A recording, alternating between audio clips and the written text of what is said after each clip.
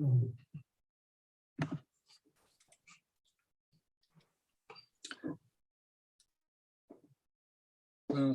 we are live, but it's 1 minute till 6, or it just turned 6.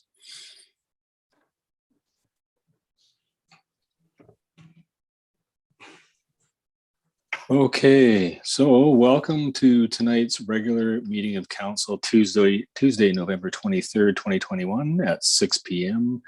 Welcome to staff, council, and members of the public who are maybe watching.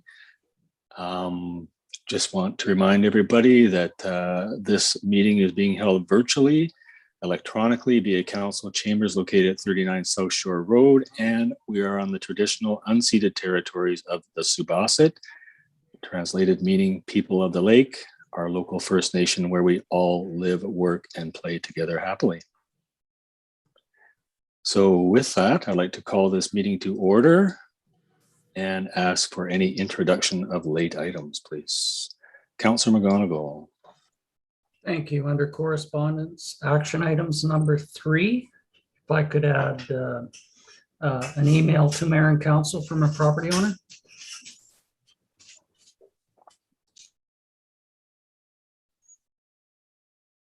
Okay, thank you very much. Anybody else? Mr. Fernandez? Yes, there's a correspondence item under information items. That came to you, Mr. Mayor. Yes, thank you. And there was a staff report for Municipal Hall Tender Award. So one more piece of correspondence and one staff report. Correct. All right. Duly noted then. Anybody else? Then I'll be looking for a motion to approve the agenda as amended. Moved by Councillor Bomaka, second by Councillor Sandu. Thank you. Any further discussion? All those in favor? Opposed? Seeing none, motion carried. Thank you very much. So next we have the minutes of the regular meeting of council held on October 26th here for ratification. So any errors, omissions in those minutes? Looking for a mover of those minutes. Moved by Councillor Austin, second by Councillor Sandu. Any further discussion? Seeing no hands, I'll call the question. All those in favor? And opposed? Seeing none, motion carried. Thank you very much. We have business arising and unfinished business, none. Delegations and representations, none. That means we can move to correspondence. I should check with Councilor McGonigal or staff. The additional items are under action items, or? The one I brought forward, Mayor, was for an action item. I believe the other one was information. Information, okay. Thank you very much for that clarification there. Okay, so the first action item correspondence is from Ben Hyman, Executive Director, Vancouver Island Regional Library, regarding appointment to the 2022 Vancouver Island Regional Library Board. I believe yearly they are looking for appointments or reappointments. So Councilor McGonigal. I would move that Councillor Bomaka be our representative on VIRL and that Councillor Austin be the alternate name to that body. All right. Second by Councillor Sandu. Thank you. Are you both accepting of that motion? Yes. I see 2 nodding. Thank you. So any further discussion? Seeing none. All those in favor? And opposed? Motion carries. Thank you very much. All right. And have a good year there. Hopefully you'll be able to meet in person or something like that in 2022. All right. The next item under action items is Barry O'Riordan, CBRD, regarding the request for a letter of support for moving forward with the MRDT renewal. So any questions or comments there? Fairly lengthy report. Councillor Austin, go ahead. Yes, it was quite an onerous report. I think I counted 50 pages. I did not read every single word. I'm not against a letter of support. I did not see the sample letter and resolution. It says attached, but maybe I missed it or whatever page it was on. I just want to, I think that we would like to have them come and talk to us via Zoom or whichever about what exactly they are doing for the town of Lake Cowichan. I have seen some ads recently that had very little to do with our town and more about the other part of the valley. So I'm not, as I say, I'm not opposed to giving a letter of support, but we need to find out what exactly is happening with our area. Thank you, Councillor Austin. Councillor Sandhu. Thank you. I'm in agreement with Councillor Austin and her wanting to get a presentation of this, and then we can ask the questions pertaining to Lake Cowichan and that. So I think it's important we see what our part of it is and what we're getting from this. Right. Councillor McGonigal. Just to be clear, the MRDT is the tax that is taken from hotel stays, etc. It's time for renewal, and this has been discussed at length at a couple of CBRD meetings. The major change was the province incorporated the possibility of utilizing the MRDT towards affordable housing. That was a very lengthy and convoluted conversation, considering that we already have a function that's focused towards affordable housing through the Cowichan Housing Association. But I would most certainly appreciate that you would need a presentation from Mr. O'Riordan regarding the MRDT.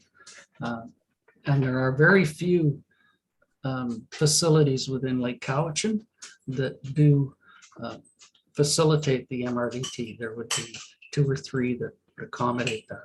So I will certainly bring that forward to Mr. O'Riordan tomorrow. I do have CBRD or through staff, we can request that Mr. O'Riordan do a presentation. It will be the whole 50 pages, just so you know. And if you think it was convoluted that way, you should see it on Zoom.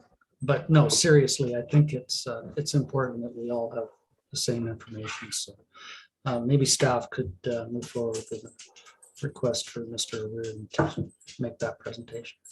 In the meantime, I think moving forward that a letter of support, once we find the template, be afforded to the CBRD moving forward on the MRDT request.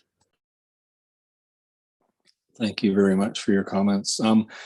So I think from the comments I heard from the council table as well, they might be more or just as interested in hearing what Tourism Cowichan does for the Cowichan Lake area. I've seen some comments and stuff like that. And I think we had a couple of comments at the Tourism Roundtable from Director Morrison on that too. So perhaps we could ask staff to try and schedule a presentation from them as well, so we could have a conversation in the future. Because that's in fact where the money goes to support is Tourism Cowichan, if I'm not mistaken. And just to clarify, if I could, the intent of the MRDT was to initially go towards tourism throughout the Cowichan Valley Regional District, including the West. With the implementation of the possibility towards affordable housing, there's pushback from the tourist community as well as to why those funds would be split that way. And just to be clear, economic development is not the purveyor of tourism within the Cowichan Valley. It would be, as you say, the Tourist Information Corporation. So a representation from them as well at a further date may be appropriate as to what services we do accommodate through that. Yeah. All right. So staff has that written down for. So are we moving the recommendation or are we waiting for the actual document to appear? I did move it, but if you'd like a supplement pending presentation, I would be happy to put that in as well. So the letter of support Councillors, pending. I can second that. pending a economic development couch and presentation. Mr. Fernandez. You're muted, sir. The letter does indicate they would like to know by November 29th. So whether you're supporting it or not, so. Go ahead, Councillor Austin. That was one thing that kind of annoyed me as well. You know how meetings are these days, and they really gave us 21 days to make a decision. I think that was a bit of a push, but I'm happy to support it myself, as long as we do get a presentation. And I just think that was a bit of a rush. I know this happens all the time with different things, but 21 days to make a decision when we've got different meeting dates and things like that. I think that was a bit, I don't want to say, I'm not going to say what I was going to say. I'm on the same page as you, Councillor Austin. I'd love to see the MRDT move forward, but maybe not for affordable housing, that's for sure. But Oh, I'm happy. And I can you know, assure you that was brought up by many of the directors at the table during that discussion, yeah. including my table mate, Director Wilson. So perhaps All if right. we can send a letter of support, given the timeline, and then we'll look forward to the presentation. So I'll move the letter of support with no amendment. Thank you, Councillor McGonigal. And that's seconded by Councillor Austin. Any more discussion on that one? Okay, then I'll call the question. All those in favor? Opposed? I see none. The motion's carried. Thank you very much. So the next one we can move on to is the email from a resident taxpayer. Councillor McGonigal, you added that? Yeah, if I may, Opening comments. just to the email that was just addressed to mayor and council from a property owner on some concerns that were raised. I would move that a staff report come forward on the concerns that were raised by the sender to be shared with council at the appropriate date. All right, seconded by Councillor Sandu. Any further discussion there? All those in favor? Opposed? Seeing none, the motion carries. Thank you for that. Okay, information and consent items. Lavina Rojas, I hope I got that right. Legislative action on consumer fireworks. Anybody have anything to say? I know social media does on fireworks and stuff like that, but you know, I don't see any hands. So, Councillor Sandu. Well, is this more to do with the sale of fireworks, that what they're looking for the province to and federal government to try and control? Because I mean, I don't know how municipalities, like, I mean, I'll just speak on ours, is how do they're all around, and it's not just Halloween anymore. It's New Year's Eve, it's this, it's that.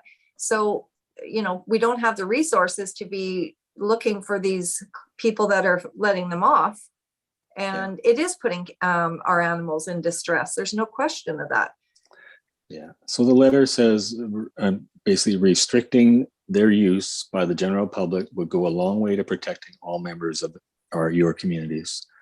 We've already done our bit and we don't allow them except under special permit, correct? Yeah. Yeah. So, and then it just invites you to go to a petition. So that's the action you could take, and we can just receive and file it if you like. I think we could put this on receive and file, but put it on our website for the community to, if they're concerned, that they could actually sign on to these this petition, this federal one. So that's my opinion. Yep.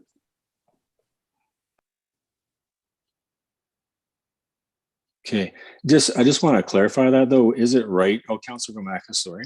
Sorry. So I noticed that the letter writer was from Victoria. So of course it's Victoria Police. So when they're talking about the police reducing calls of service, while in Lake Cowichan, we're under RCMP. So even if it was regulated to go out to all these calls, it's falling back on the same police force as the ones that are already looking at it. And I don't know how it works with I know Lake Cowichan, we don't have the sale of fireworks, but you can go to Ladysmith and you can go to First Nations lands where the sale of fireworks does happen. So I don't know how we would regulate something, not only municipal, we've done our part, and then there's provincial, and then there's federal. And then First Nation. So I think we have 4 levels of government. And so I don't know what we would be able to do besides, like Councillor Sandu had said, put it on information on our website. I think Facebook, put a lot of information about people with post-traumatic stress, animals, but people who are going to do fireworks are going to do them, unfortunately, regardless, unless a fine comes with it. That's just my Okay, 2 so cents. go ahead, Councilor McGonigal.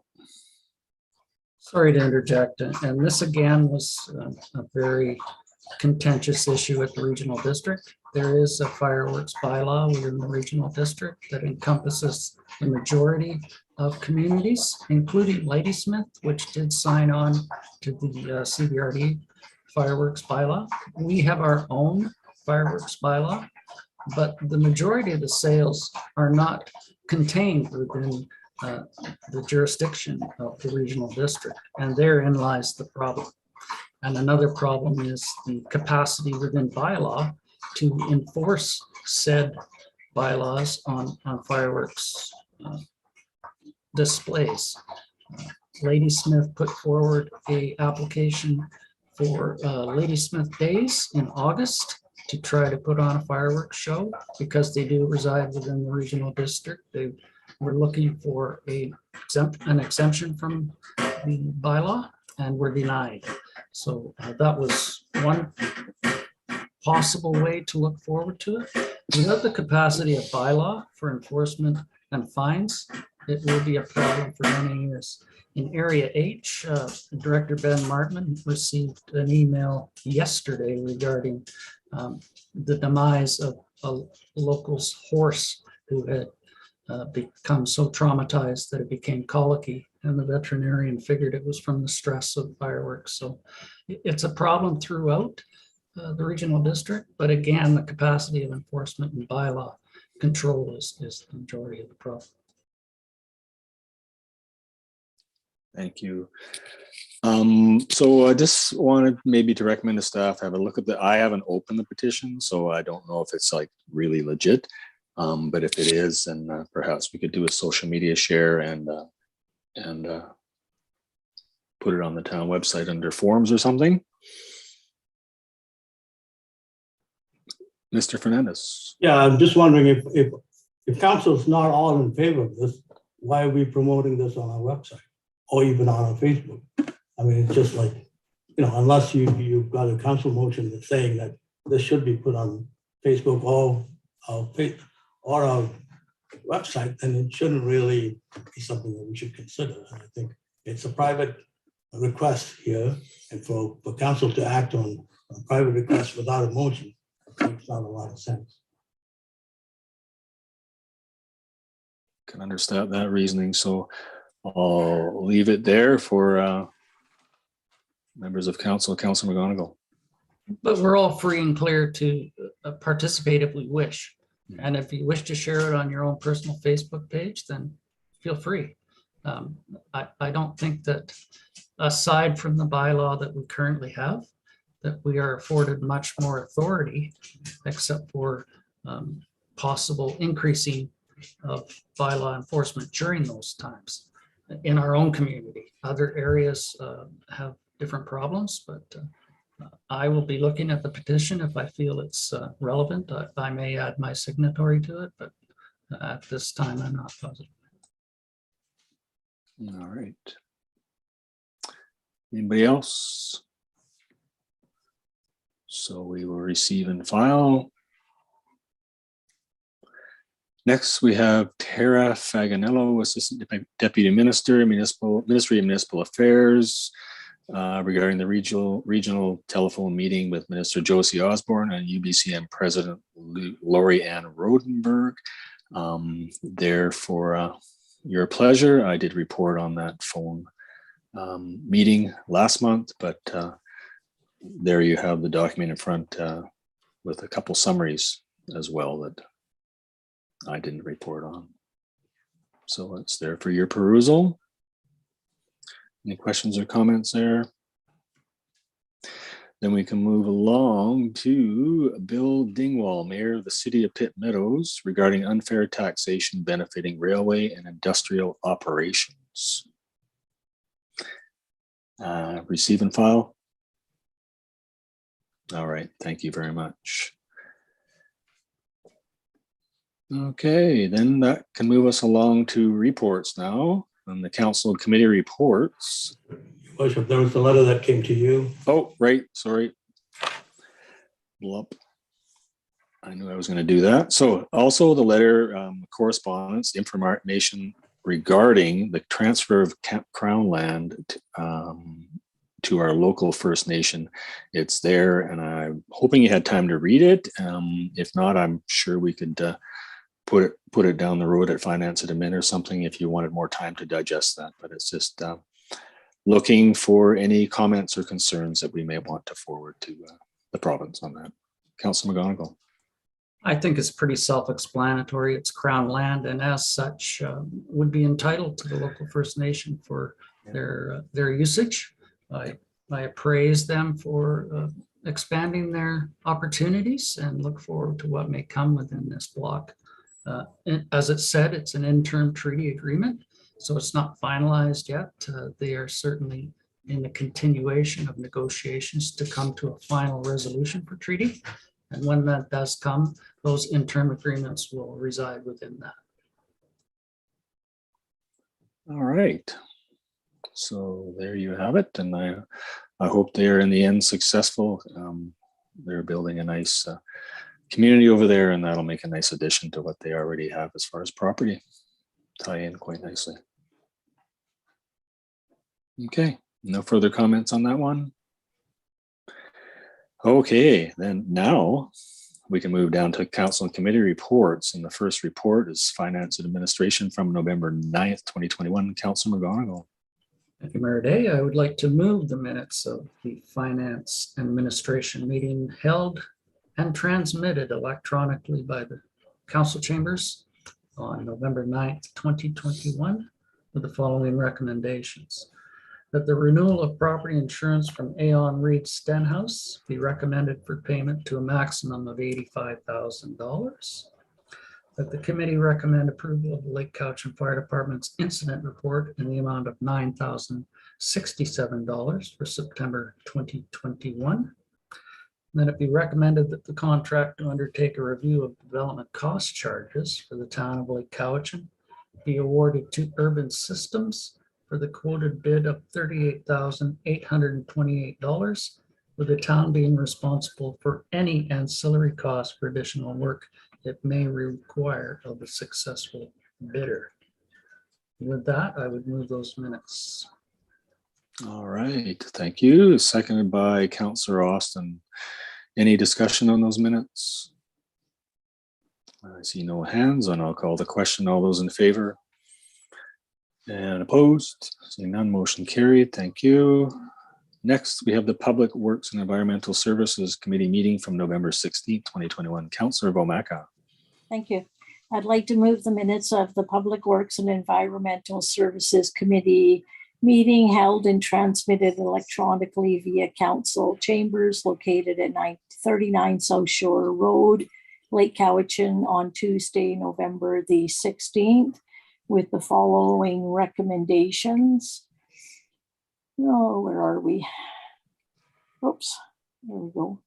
That it be recommended that the engineering services contract for the sewer main extension to Greendale Road be awarded to Herald Engineering for the tender price of $88,707, which is inclusive of taxes, with the additional requirement that a sewer modeling and impact analysis for beyond the proposed extension area be provided, and that the attendance of council to the LGLA conference held in Richmond, BC from February 9th to the 11th, 2022 be approved. Thank you very much, Councillor Vomaka. Looking for a seconder. Oh, Councillor McGonigal, thank you. Any further discussion? All those in favor? Opposed? None. Motion carries. Thank you. Next, we have Parks, Recreation and Culture Committee meeting held on November 16th, 2021. Councillor Austin. Thank you. I'd like to move the minutes of the Parks, Recreation and Culture Committee held electronically on November 16th, 2021 with one recommendation, that the request from Kent Ball regarding an outdoor concert series be approved in principle. I think it should maybe add for 2022. Did he not say for the year 2022 in his, am I allowed to do that, or is that just a correction for later? You can suggest that to staff, I believe, can we not? Okay. So with that, looking for a seconder on those minutes. Second by Councillor Vomaka. I'll call the question then. All those in favor? Opposed? Motion carries. Thank you. Next, we have the Strategic Planning Committee meeting held on November 9th, 2021, and I will look to Councillor Austin again. Again, those I minutes. think it's, okay, thank you. I'd like to move the minutes of the strategic planning meeting held November 9th, 2021 via electronics as presented. I don't think there was any recommendation in there. Okay, seconded by Councillor Sandhu. Thank you. Any further discussion? All those in favor and opposed, and the motion carried. Thank you. Next, we have the Cowichan Lake Rec Commission meeting held October 28th, 2021 in person. The minutes are attached. So I'll just give you the highlights. New programmer was hired for Cowichan Lake Recreation to create and promote recreation programs. The next meeting is the budget meeting for 2022 budget discussions will be held on November 16th. The commission appointments expire December 31st, 2021. So the discussion between Director Morris and Director Kuhn and myself will take place, but so far everybody is willing to spend another year on the commission, so that's likely what will go to the CBRD board. And may I ask Councillor McGonigal a question? You most certainly may. Good, because I'm a little leery. There's in camera and it said rise with report, and there's no report. Does that rise with report have to go to the CBRD board before a report is actually seen? And I will bring those recommendations to my board report. Thank you. Because I just couldn't figure out, we rose with report, but there's nothing there. Or let's just say, I don't want to share anything if it's not time. Yeah. All right. So there you have that. And yeah. Next, we can move along to the Vancouver Island Regional Library Board if there's no questions on the Rec Commission. Thank you. Okay. There's a board meeting this Saturday at 9:30 from Zoom, and Councillor Austin will be attending instead of myself. And Kristen, very, very busy over at the library with lots of different projects almost on a daily basis for kids and for drop-ins. And usually she's got something just about every day posted on our Rural website. So if anybody's looking for a way to fill their day, just pop on there and go and visit your local library. Thank you. Thank you for that, Councillor Wamaka. And now we can move to the Advisory Planning Commission, Councillor Alston. Thank you. Our last meeting was October 28th. Basically, the reports were from the contract planner reviewing the draft revision to the subdivision bylaw dealing with lot width and depth and the points of it, proposed changes with references of zone districts, panhandle lots, pros and cons of regulating those. That was a good discussion. Streamside protection and enhancement areas, SPIA lands, covenants should be placed on SPIA lands. What would be a reasonable percentage of SPIA within a lot and the function of lot size? Street standards with recommendations, recommended changes for local streets by use. Cul-de-sacs, the focus would be on pedestrians with requirements for added amenities. Roads should be wide enough for municipal garbage trucks. Wildfire covenant and the requirement for registration of same with new developments, and a proposed amendment for rainwater management. Our meeting will be this Wednesday instead of Thursday due to some other issues. And we will be talking, we have a delegation of Keith Lawrence from the CVRD regarding climate change adaptation and risk management strategy. And the contract planner will be talking more about revisions to subdivision works and services bylaw and a draft official community plan amendment. And our new business will be rental housing initiatives. It's a good group and they work quite hard, and James does a great job with that. Thank you. Thank you very much. And I know that about a year ago, when we were reappointing the members, that there was some comments about not being engaged in enough interesting items, but it sounds like that the group has been engaged in some pretty good topics this past year. So I'm happy that they're finding it more engaging. All right. Next, we can move along to the Community Forest Co-op, Councillor McGonigal. I have nothing to report this month on the Forest Co-op. All right, thank you. Then we'll move along to Councillor McGonigal for the Cowichan Valley Regional District Board meeting or meetings. I do have a little bit to report on that. I'm sure. And from October 27th Regional Services meeting, the topic that we just spoke of earlier in the correspondence from Mr. O'Riordan was brought forward for discussion on the online platform for MRDT revenues. It was received for information. That was the only topic on that agenda.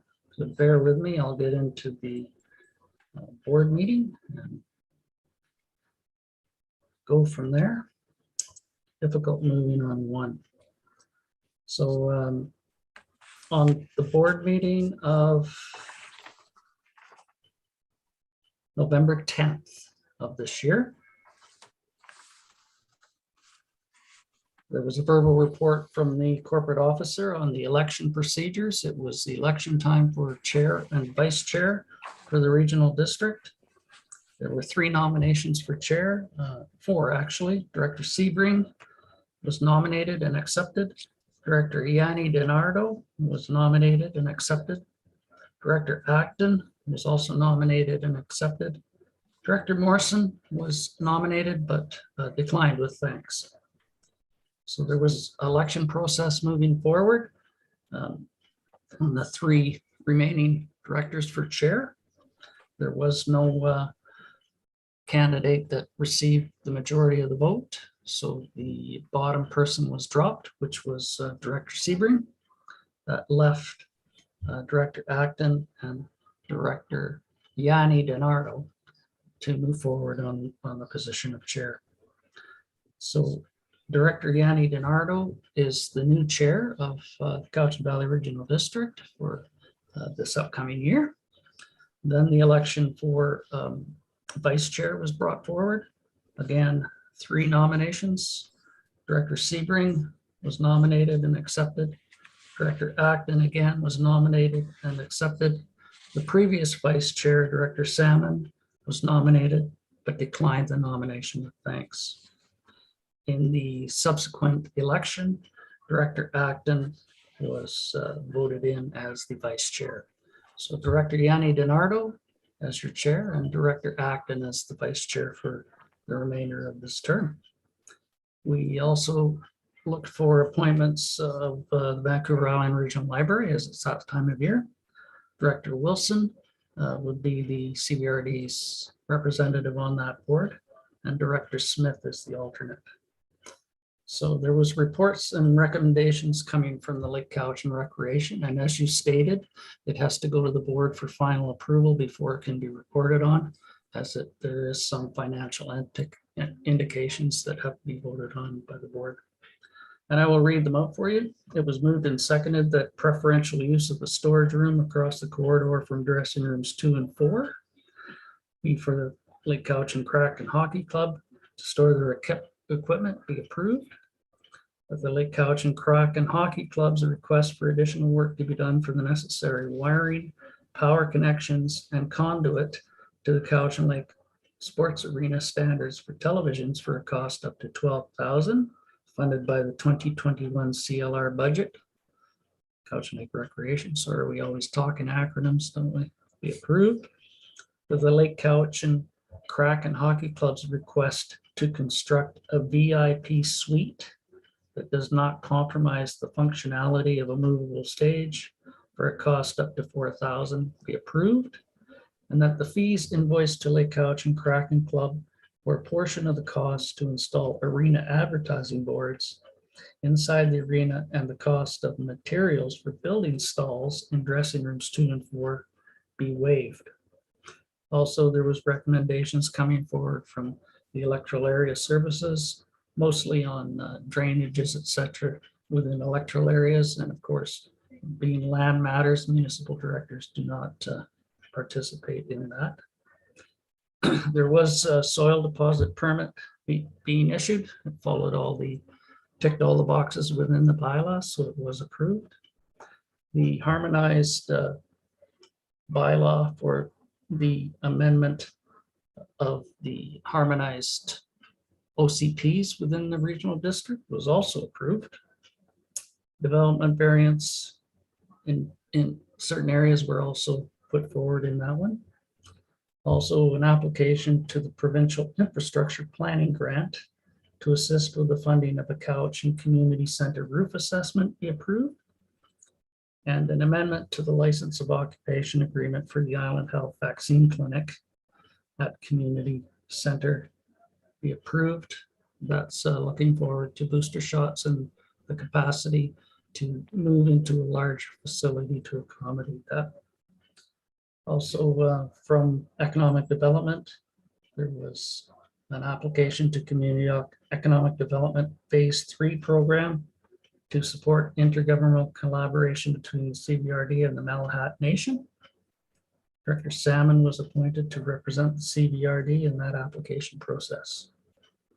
And a couple of public hearings were brought forward on the official community plan amendments and other electoral area bylaws as well.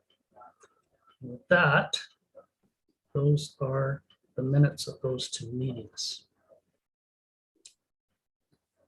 All right, thank you very much for that report. Any questions for Councilor McGonigal? Councilor Austin? Question, I might have misheard it. Did you say that they were going to be using the hall for booster shots for COVID? Cowichan Community Center. Oh, you're talking Duncan. Oh, not Yes, here. sorry, regional district. No, that's okay, because we have it here on Wednesdays, and I just want people to know there's a really not a very good communication going on through Island Health. Loads and loads of people here have been told there's nothing going on Wednesdays, but we had our shots last Wednesday and it's still going on here. So people need to know, they just have to say, we want to stay in Lake Cowichan, and due to gas shortages and things like that, or they're telling us to not drive, I wrote to them today, I'm probably gonna get fired, but I wrote to them complaining that, you know, people, if there is a place here for it to happen, people should be staying here in the Cowichan Lake area. So when I heard that, I thought, oh, because they have sent people to Duncan and Langford, believe it or else. Thank you. Thank you. Councillor Sandu.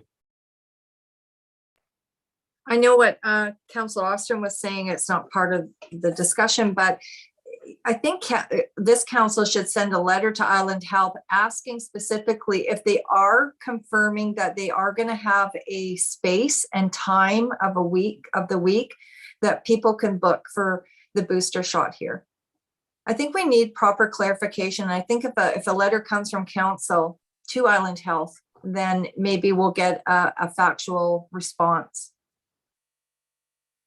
And I don't know if that's appropriate now to put this motion on the floor, but I think it could be direction to staff, okay, if that makes, sure. because I agree. I mean, they did such a great job overall Mhm. of advertising everything, and now it's sort of gone dark there. Yeah. And now, you know, listening to Councillor Austin, it's there, but who knows, unless, you know, not everybody can navigate that website. So Mhm. it'd be nice if they did such a good job of coming up with little posters for everything else. So we could So- direct through staff to, okay, Yeah. thank you. Reach out to Island Health and ask. Councillor Romaka. Yeah, I was just going to agree with that, because when we made a phone call to try and get the shot for my father, they booked him at the one in Duncan. And it was only once Councillor Austin had told me that they were doing it here that we phoned back and asked for it to be done here in Lake Cowichan. So I think a lot of residents do phone that one number and they assume that they need to go into Duncan. So I don't know what part of the Island Health has to find a way to say, oh, well, you live in Lake Cowichan, did you know? And then book here in Lake Cowichan. Councillor Austin. Just sorry to carry on with this, but it depends on who answers the phone, because they have several people answering the phone. And when I phoned, she said, well, where do you live close to? And I said, Lake Cowichan. And they said, okay. And other people have said that. And whoever answers the phone said, no, there's nothing in Lake Cowichan. And I think some of them are getting mixed up with the flu vaccine and the COVID vaccine. I think that's what it is. I used to work with the Ministry of Health, and we had 6 supervisors, and they'd all get a memo. 2 of the supervisors would read the memo differently, and people in that unit would do things differently because they didn't understand the memo. So as I say, I'm probably going to get in trouble, but I have written to my volunteer coordinator and the head nurse to ask for clarification. So okay. I think that's all it is somebody different answering the phone and not really understanding. And with your Councillor McGonigal. indulgence, Mayor Day, if I may, and with the latitude of my colleagues, I'd just like to report on my attendance at the legislature last Thursday for question period concerning the old growth deferrals. Myself and a number of people concerned with the process attended question period to show support for resource-based communities and the lack of input from First Nations leadership, from affected municipalities, resource municipalities, non-political conservation groups, and registered foresters, and the lack of their participation in the process. I think it's important that we have a non-biased view of the deferrals going forward. And I don't think the process brought us to a non-biased view when 4 of the 5 representatives on that panel were with the Sierra Club of BC. I would personally like to see a peer review of that report done by those people that I mentioned before, a representative from First Nation local governments, a representative from resource-based communities, representatives from UBC forestry faculty, who is #2 in the world in forestry subjects, and just to clarify some of the maps, et cetera, that have come forward. There was to be a rally last Thursday. It was It was postponed because of the road conditions, but I think it's important that we realize that it will not only be resource communities that are affected by these deferrals should they all go through. It would be communities throughout the province who also support those industries, whether it's lawyers in Vancouver, accountants in Victoria. When $400 million from the BC coffers could be removed, that would be a school in Surrey, for instance. That would be a major highway improvement. So just my comments, I did not go representing the town. I went as a retired forestry worker who was concerned about resource-based communities and their livelihood.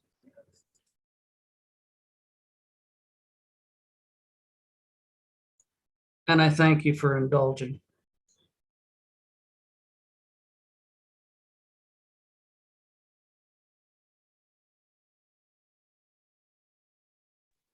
Thank you. So I just have to agree with that. Hearing that those groups weren't involved in the beginning before this all hit the presses is disappointing, and the way that First Nations are being handled isn't fair, especially when in these times and when there are large groups of First Nations hoping that forestry will be their way to self-governance and all that kind of stuff. So some good points. All right, any more discussion there? Thank you. So we can go to the Community Outreach Team Committee, Councillor Austin. Thank you. It is a bit lengthy, but I would like to read forward to it. It's quite a good group. They talked about the Christmas hampers. As you know, Jocelyn Lundberg is the new director. Application became available Monday, November 15th. So that's very important for people if they require an application and they have to do it in person. They're accepting applications till December 8th. They'd like the food provided in the form of gift cards. It's going to be different than it has been in the past. Collection of gift donations through various businesses in the community through our giving team and tree initiative is on. I picked up a couple in the chiropractor today. They all have little things there for people of different ages, young people.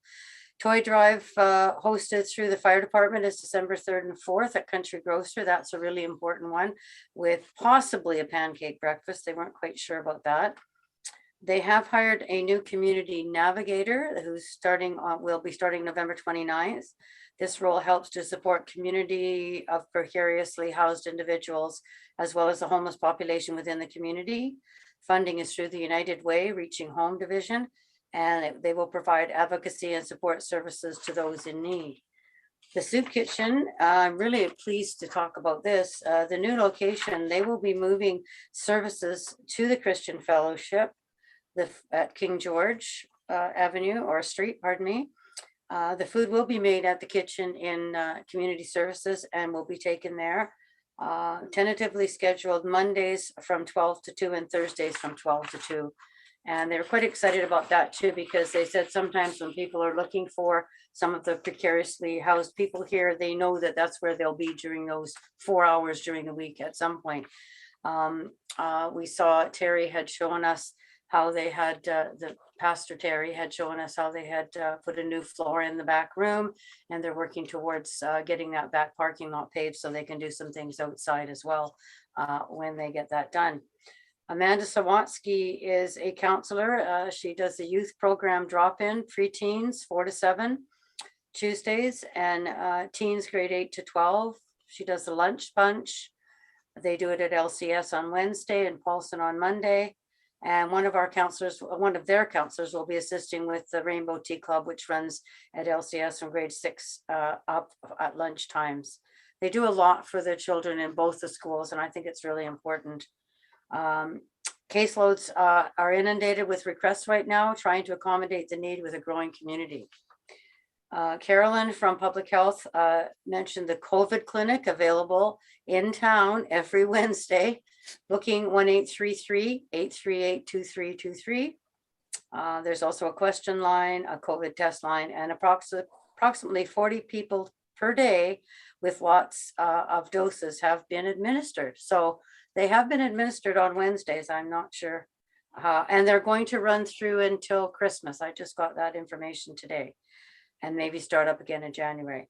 Number of individuals are noticing vaccines are not showing up on their vaccine cards. So if they have a problem, they need to contact Island Health.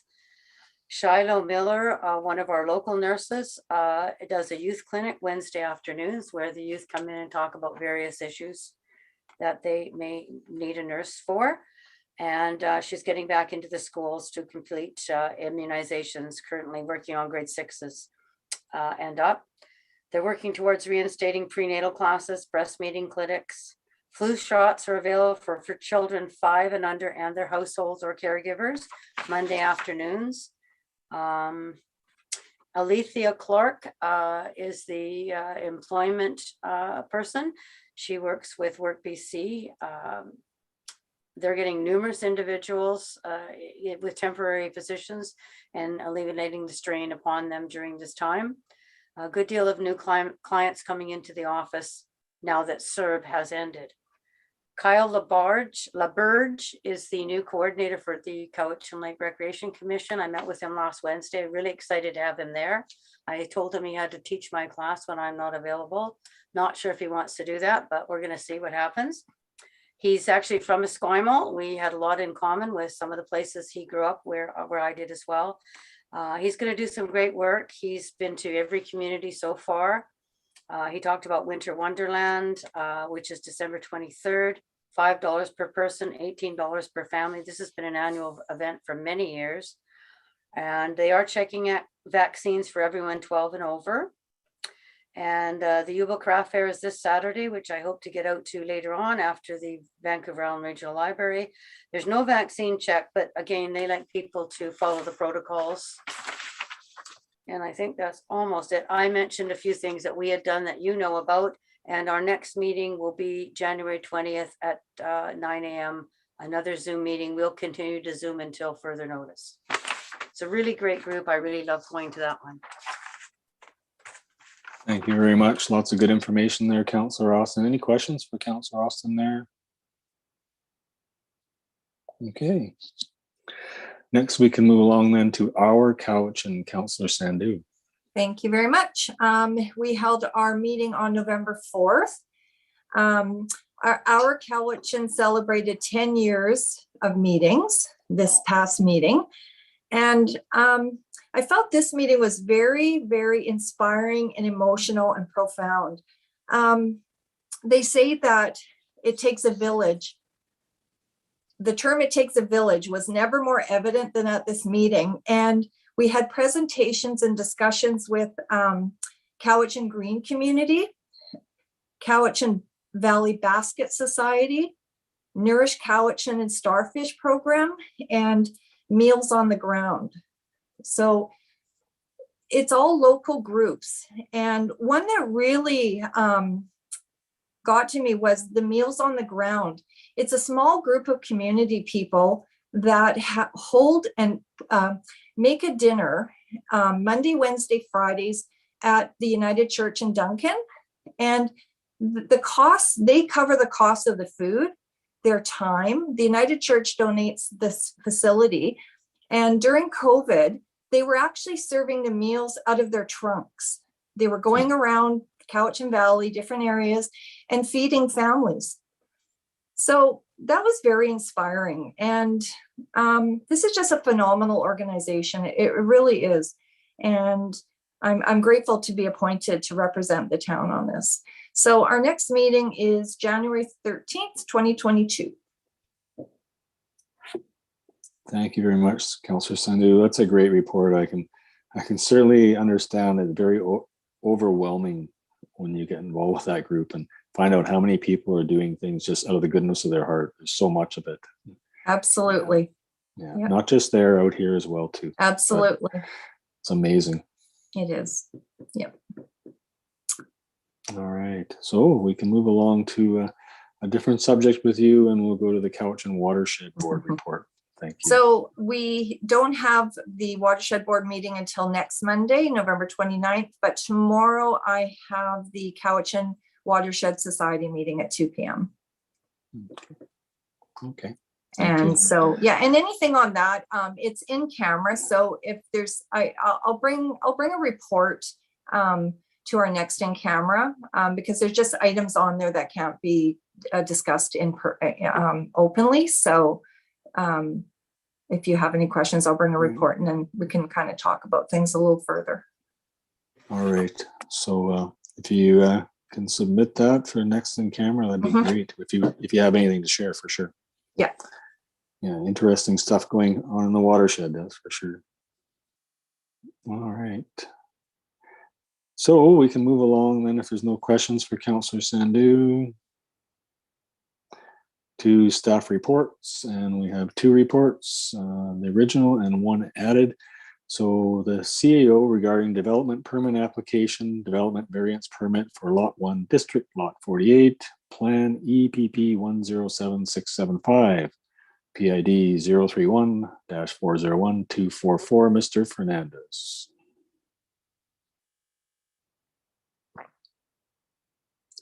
You're muted, sir.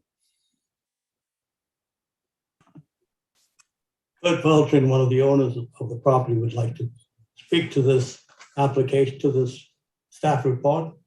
So you may want to give him a couple of minutes to get on. But in the meantime, I will deal with the report. The property is dealing with, there was an application from Element Development Incorporated. They own Lot 1 and on District Lot 48, EPP 107675. And they're looking at putting in 12 townhomes. And for that reason, and because it's in a multi-family, multi-unit residential development permit area, it requires a development permit to be issued by the town. And the other issue is they're also looking at a height variance. They'd like to add 1.25 meters in height to the buildings that they're planning and locating that property. So as you can see, there's a fairly detailed report from our consultant planner. And I've also got at the end of this process a recommendation from staff as to how you can deal with it. So it's really, at this point, in your hands. So do you want to give the applicant a couple of minutes to get on the phone? That's usually how we go about this. Councillor Austin, go ahead while we're waiting. Can I just ask a question about, it may not be relevant to this particular thing, but it is about the property. I believe there was some burning out there the other day. I saw it outside my front window, and I'm just wondering if that was a permissible burning. Did they have a permit, and was that permissible? They had no permit, and I instructed them to put it out, and they did a few minutes later. So I've got them on call. I could? There you go. Yeah, go ahead. Welcome, Kurt. We have your development permit and variance in front of us here. We have the report from the planners. So is there anything you would like to add to the conversation that is in this report? Hey, I'm just still listening here. Yeah, go ahead. Did you hear that? I can't hear him. I can hear him because I'm on the. Yeah, you shouldn't be on the TV there. You should be just listening to the conversation that's happening here live. So go ahead. You want to speak to your application? Oh, hey, Joe. Sorry, I just was still on. Yeah, no, you better be on this issue here rather than on Yeah, I'm TV. just on the phone. I'm just on the phone. Okay. Go ahead. Yeah, so we're putting in this application to do 12 units, 3 buildings, 4 units each, and basically, report, which I'm sure you guys have, that just for aesthetic reasons, we're looking to get the height variance, because just for the cables in the front and different just for looks basically, so it's not a big block essentially, but it wouldn't fit within the height restrictions without it. So yeah, like I say, it's laid out in the staff report from James, and I don't know, do you guys all have that? Yeah, all of council has it, yes. Yeah, so yeah, that's basically it.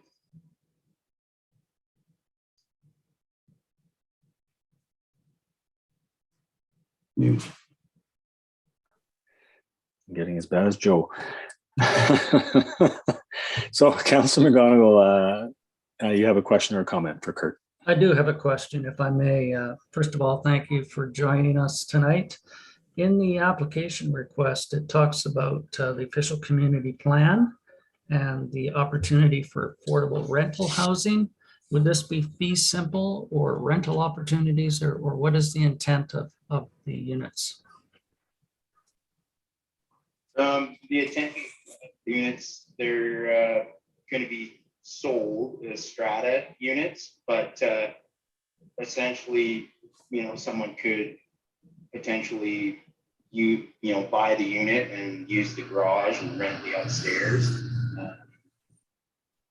or rent the whole thing as a whole. I mean, it'd definitely be up to the purchaser at that point what they're going to do. I definitely could see someone just utilizing the garage and having an affordable rental, nice new rental in town, walkable to town, so they can keep their some toys or whatever they need to do, the quads, double locked off the door from the garage to the stairs that lead up to the living area. Thank you. And just to follow up, if I may, in our housing assessment, there was an indication of the lack of developments such as townhouses and multi-unit opportunities. So this would appease at least some of those. I would hope that some would be afforded to rentals, but aside from putting that into rental only zoning, I don't know how that we can control that. As a developer, you're most certainly afforded an opportunity to make your profits in those as well. But I would be supportive of this and hope that there is an opportunity for some rental options.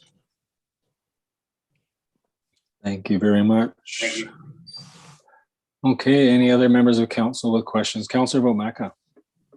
I guess this would be more to our CAO. Could these units potentially become vacation rentals in that strata development? No, it's not zoned for that unless he makes a change in the use. Okay. Okay, so each owner would not be allowed to use it as such. Wonderful, Right. thank you. Good. There was a question posed earlier about the fire you had on the weekend on Friday. Could you respond to that, please? Yeah, I was just burning some debris out back. Didn't think it was a big deal, but yeah, anyway, Joe sent me an email and I put it out immediately. I saw that. But further than that, there was another fire. I don't know, during the weekend, there was some kids up there in the fire and I had about $5,000 affordable. I stole it off site. So I don't know, maybe it's another fire someone seemed to, but I did have a fire going like that as well. Yeah, just so you need to know that there was a fire ban here in town. A fire ban? Yeah, you're not allowed to burn. I should say a burn ban. Okay. Yeah, I'm sorry, I didn't realize that. I thought the burn index was good and they, there was no threat of fire. Yeah, actually, the burn index was not good. We did look it up. So, okay. All right, so I think the developer's clear on that. So I have Councilor Sandu and then we'll go back to Councilor Bomaka. I just had a question just regarding the burning this past week. Kurt, in your first phase, was there clearing and burning in your first phase of the development? No, there was clearing, but no burning. So any of the clearing you guys you didn't do any burn piles? Like through, We talked about getting a curtain burner eventually or something, but we haven't done that, so no. so you were unaware of our outdoor burning bylaw of 2009? Yeah, I actually looked that up when I got home after I put the fire out a bit, but yeah, I looked that up and that's where I saw you can get a curtain burner and go about it that way. So that's probably what we'll end up doing. So just to follow up, just for clarity, as any developer, that they need to know the rules and regulations and bylaws of the community you're in. So I'm just surprised that this development was unaware of our burning ban. So that's all I have to say on it. It's unfortunate. It sets a bad example for developers out there, and for our community, that our health is very, very important. And that's why these sort of bylaws are put in place municipally, regionally, provincially. So I think it's important for developers to know what the community's bylaws and whatnot are before they're doing these developments. So thank you. Okay, thank you, Councillor Sandhu. So we'll go to Councillor Bomaka.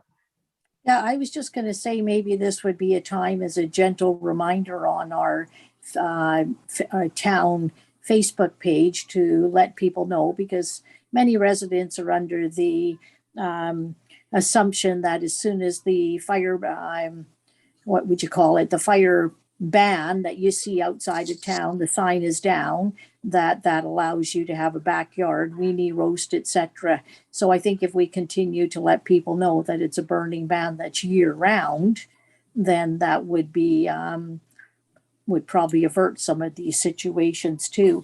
But my question was where are we going? So because this is a strata development to our CAO, so we're okay with the roadway access going off a boundary then? For now, yes. Okay, thank you. Councillor McGonigal. I will move the recommendation to approve the development permit for the 12-unit townhouse with the verbiage that follows. I won't read it all. All right, Councillor Bomaka's hand was. Okay, thanks, Joe. Thank you. Councillor Bomaka's hand was going up, so I take it you're seconding. Yes, I am. All right. Any further discussions or comment? Councillor McGonigal? And just moving forward, I think given that these are multi-units is a good thing. But given that they're fee simple, does not accommodate affordability in the housing market. So moving forward, I know we've identified in our official community plan opportunities for rental only zoning. And I hope that that can be implemented in some future developments that do come forward. Good point. Thank you very much. Okay, all those in favor? And opposed? None, the motion is carried. All right. Then we go to the next staff report, and that is a report that was emailed to you today. At risk of feeling a little bit rushed, I just think we should pay what attention we can today and see where we go. Councilor McGonigal. Well, given that point, and I don't feel that there's a time crunch on this. If I'm wrong, Joseph, please correct me. I would like to have a further discussion at an appropriate meeting, perhaps finance and administration. There's some questions on contingencies on perhaps what is afforded in the reserve currently. What would be the options moving forward if we did approve this? I wouldn't be comfortable making the decision tonight without without clarifying all those, and I don't feel this is the appropriate time to be doing that. I think we should digest the report on the tender and see if moving forward, we can clarify some of my concerns and perhaps some of yours. Okay, Mr. Fernandez. And I think that's a fair assessment of the situation. Just that the builder was hoping to start on December 6th, but I can understand why council wants to wait. Just to follow up, if I may, if it takes a special meeting to afford us that opportunity, if we can have that as soon as possible, that would accommodate perhaps some of the timelines. Good suggestion. Councillor Sandu. That was actually my suggestion, is that we hold a special meeting on this next week and have any of our questions answered so we can move forward with this. I really don't want to delay this any longer than we have to, but I do agree with Councillor McGonigal that there are some questions that we need to have answered from staff. And I think if we could have a meeting, then we can move forward. Councillor McGonigal. One last time, we have an extra Tuesday of the month, so perhaps December 3rd or November 30th. If appropriate, we could have a special meeting on this report specifically. That's next Tuesday. Everybody's calendars, they think they're clear there. Thumbs up from everyone. Okay. So staff, go ahead, What time? Mr. Fernandez. 5 o'clock? At Five, your okay. discretion, whatever's accommodating for everybody. I don't want to keep staff, overtime or anything. We keep you overtime enough. 5 o'clock in Shelby. All right. So a lot of the questions, Mr. Fernandez, will probably be largely around finances and stuff like that. So I'm sure you'll have some information for us and answers to some questions. So I'm glad to hear that we're doing that, because I definitely didn't want to rush into that decision today. All right. So do we need a motion to move this to the that date, or just? It was No. just a referral. Referral. Yeah. Yeah. Okay, good. Okay, so that deals with staff reports, and now we can move along into bylaws. So the first bylaw on the agenda tonight is the Town of Lake Couch and Waste Regulations and Rates Bylaw number 1063, 2021, and it may be given first, second, and third reading tonight. Mr. Fernandez. Yes, I guess you may have had a chance to look at the details of it. And the issue that is most important is the schedule at the back. And I will let the Director of Finance speak to it, because she's a little more in tune with what's contained here in terms of the charges. All right, thank you, Ms. Gill. Thank you. So the bylaw is here for council approval. The residential rates have increased by 2%. The commercial are up slightly more. And the rates are here for 2022 and 2023, with the rates increases 2% for residential both years.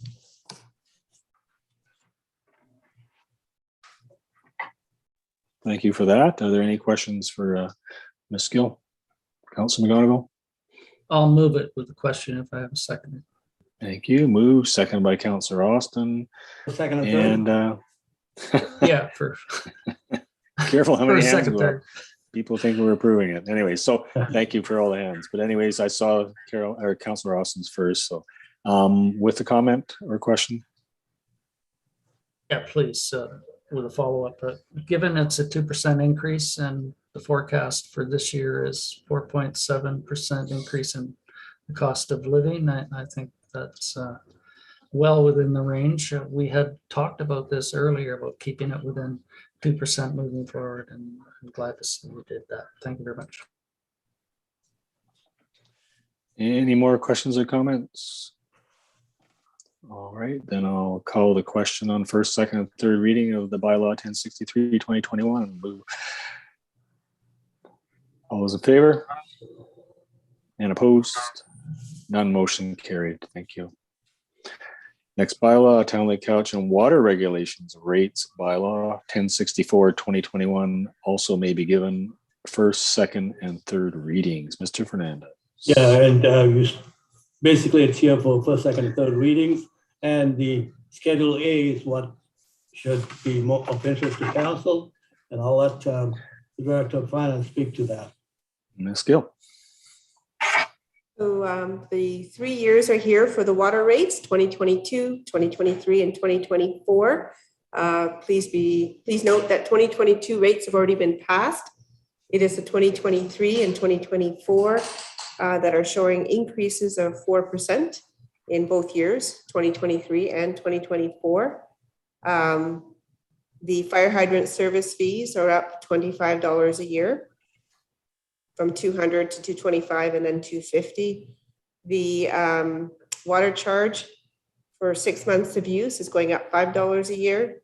And the reconnection, disconnection, inspection, and reinspection fees are also going up $5 a year. So those are the summary of the increases from 2022 to 2023 and 2024. Thank you very much, Councillor Sandhu. I was just going to move the recommendation. Moved by Councillor Sandhu. Could I have a seconder? Councillor Austin, thank you. I do have one question. Of course, the waste was kept at 2%, and I heard the number is 4% for the water treatment, for the water. So is that largely due to the water treatment plant operational costs, do you think? Yeah, it's the water and sewer funds are in bad shape. Okay.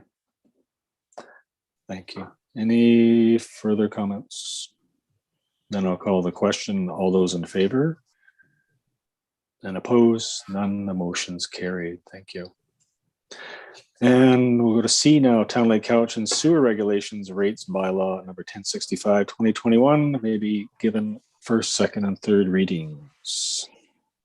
Again, Schedule A is the critical component of the bylaw, and I will let the Director of Finance speak to that.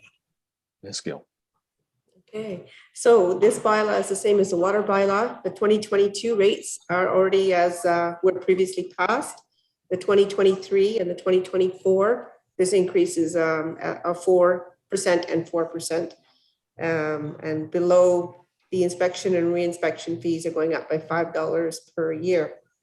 Other than that, there's no changes to these numbers. Thank you. So I would be looking for a mover by Councillor Sandhu. Thank you. And a seconder. Councillor Vomack, any discussion or questions? Councillor McGonigal, please. Besides the spelling error in regulations, Joseph, That's the fix. not on mine.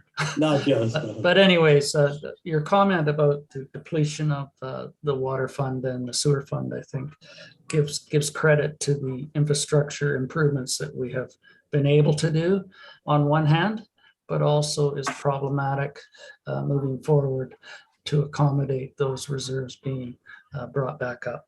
The intent of these increases is not to reaffirm those contingencies, but to allow for the continued operation of those two facilities.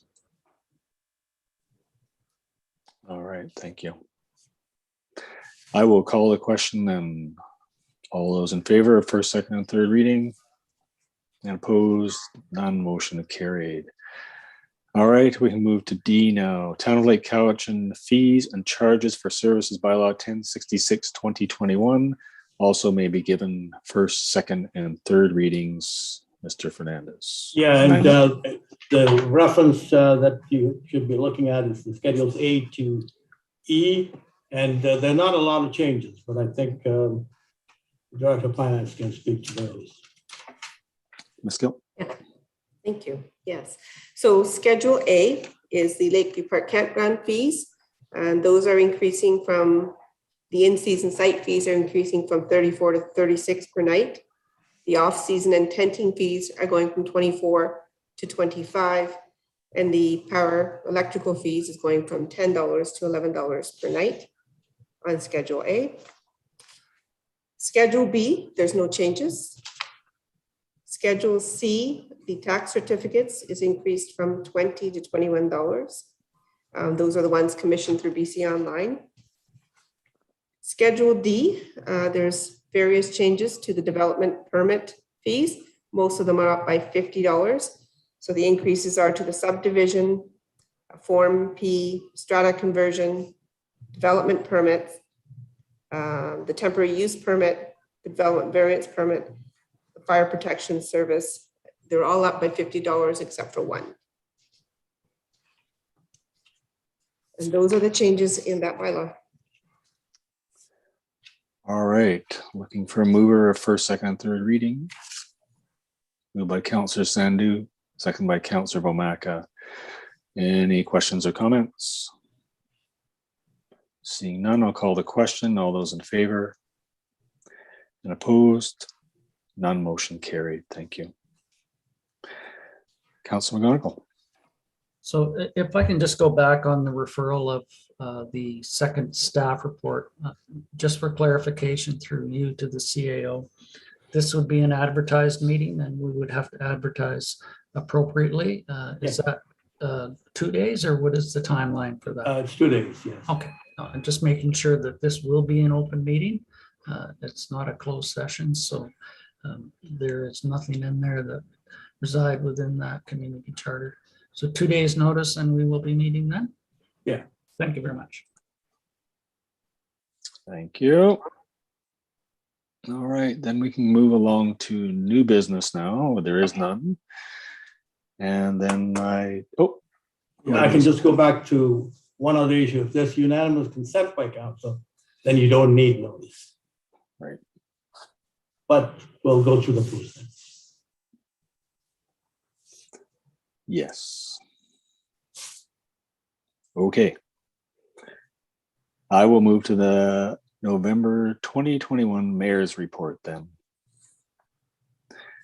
This past year has been dominated by the COVID-19 pandemic and the mass vaccination program. I would like to first thank all those in Island Health who organized and administered the vaccination program and who continue to do so. Also, a huge thank you to all the citizens who can and did get their first and second vaccination doses. Although the vaccination did not wipe out the virus, officials report that those who are double vaccinated are far less likely to suffer from serious complications of COVID-19.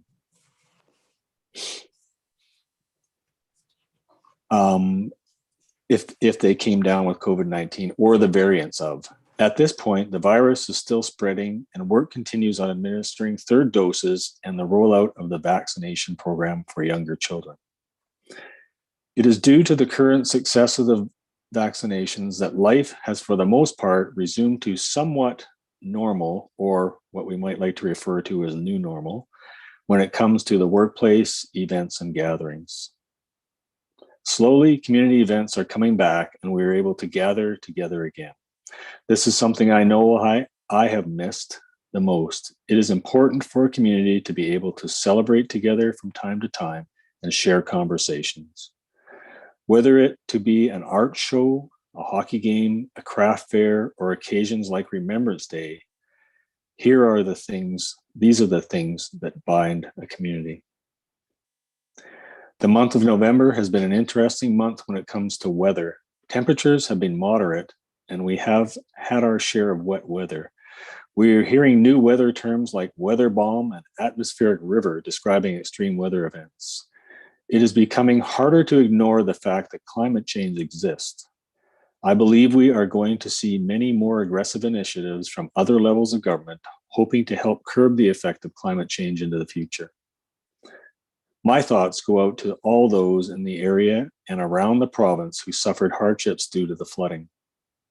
Once again, I marvel how people rally together to help one another on every level when disaster strikes. The popular term for the outcomes of this cooperation is resiliency. As we move into the December holiday season, I look forward to once again witnessing the spirit of giving continue. Whether it be shopping and eating locally, helping a community member in need, or giving time or money to a cause, These are all ways we can support each other and ensure that we remain resilient. Thank you to council, staff, community volunteers, and residents for everything you do, keeping our community safe, open for business, and caring. Thank you for listening.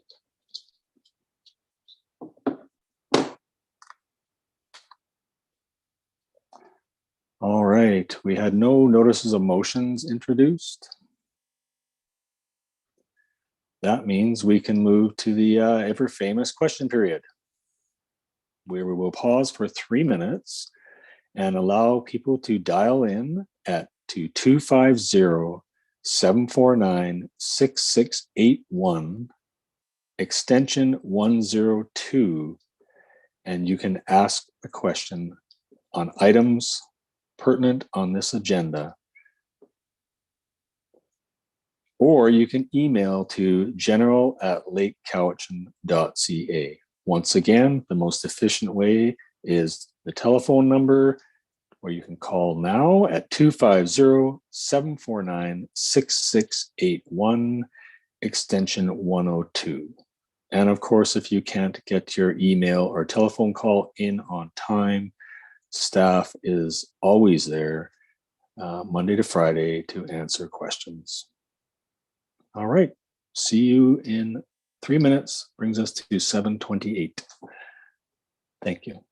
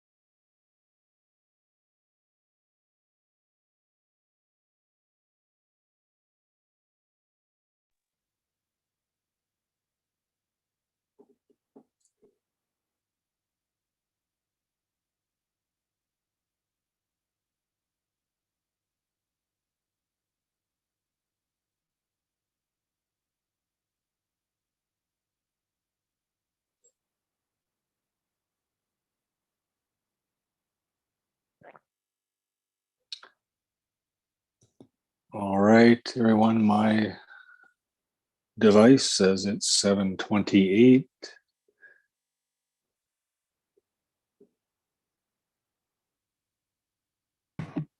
And Mr. Fernandez. Just give me a second here and we'll check it. Don't think anybody's called in. And there are no emails. All right.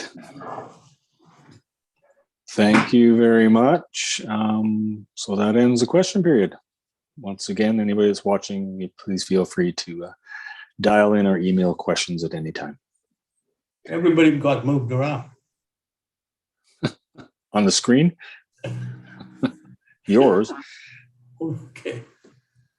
All right, so that moves us along to in camera. We have none this evening, and that takes us to the famous number 14. That's adjournment, and that's moved by Councilor Maca. Peace and out is Councilor McGonigal. And and Councilor Austin. Okay, now all those in favor and opposed. Thank you, staff. Appreciate it. Thank you. Okay, everyone. See you Thank you. Tuesday, if not before. Yes, have a good evening. Good Yeah. weekend. Good night.